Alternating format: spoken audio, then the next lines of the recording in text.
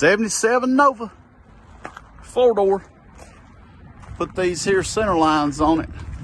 They're a little bit wider than what came on it to make it ride just a little bit better. But we're gonna wash this car up. We got it running the other day, and that racket that you hear in the video is the fan hitting the fan shroud. It's not coming apart.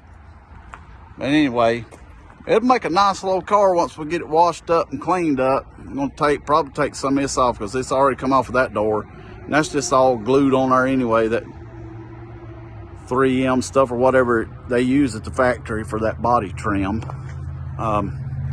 It's got got some places here and there, but we've got three.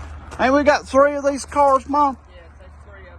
There's 3 of these cars, and they're all in pretty good shape. And this one here runs, and I'm pretty sure the other 2 probably run. But this one's got a title. And is there another one got a title? I think at least one more. One more got a title? And we'll have to go out there and take a look at it. But anyway, this will be a nice looking little car. It's got a 305 in it with a little 2-barrel carburetor, or it is a little Rochester. But nice little car. It'd make a nice and slam this thing, put her on the ground, and smoke them windows. Wow. Even for a 4-door, these old 4-door cars, they still look good. Still look good. And see, with a 4-door car, people don't have to climb in through the, in past the seat to get in the back seat. They just got a door to get in, see? So, hey, 4 doors ain't all that bad. Tell you a funny story about these Novas. My grandpa Vincent, he had one. It was yellow, 4-door. Same year model, about the same year, 76, 77. And he run the paper route to Anderson Independent. So him and Grandma Vincent would be out late at night. They'd go down to the Mr. B's and pick up papers down in East Denali down there. They'd be there like 1:30, 2 o'clock in the morning, pick up papers, and then they would run the paper route, through the wee hours of the morning until the sun come up. And they would always meet up at the Hardee's in Toccoa, and they'd eat breakfast at the Hardee's.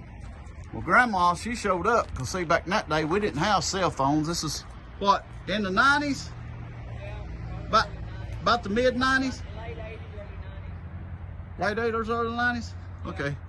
I thought it's, anyway, so Grandpa, he never did show up. Grandma, she waited around a little bit. She got worried. And so we didn't have cell phones back in. So she got in touch with, did she call or come to the house? Grandma? Come to the house, I think. So she comes to the house and she tells Mom and Dad, Steve never did show up. So they have to backtrack. And they have to go back over the paper route and just kind of backtrack. Well, there's a road that goes down by Leatherwood Fish Lodge. If any of you on here are familiar with Leatherwood Fish Lodge, you go down by Leatherwood Fish Lodge, and when you get to the end of that road, you come into, I think it's 184, something like that.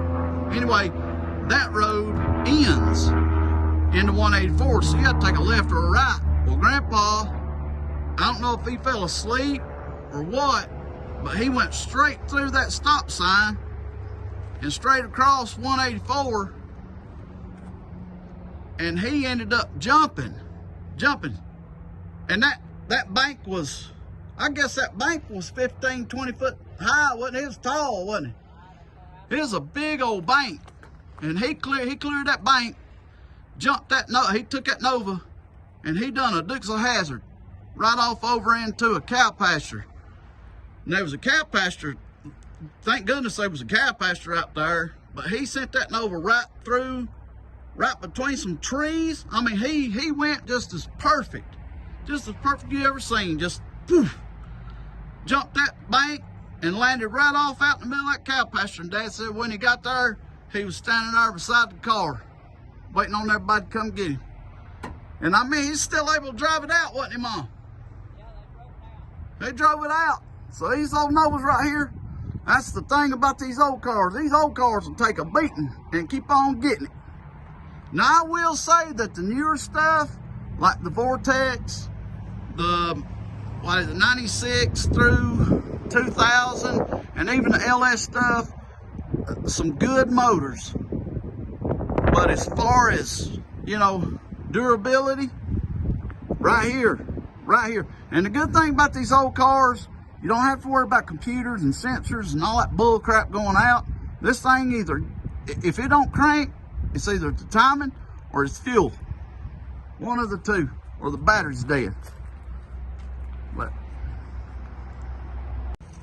yeah, I guarantee you take one of these newer model cars, like one of these Hondas or Nissans or some crap like that, you take and jump a bank like you did with one of these Novas right here, and it drive the strut right up out the roof of that thing, right up out the hood. I guarantee you break all kind of stuff on that old car.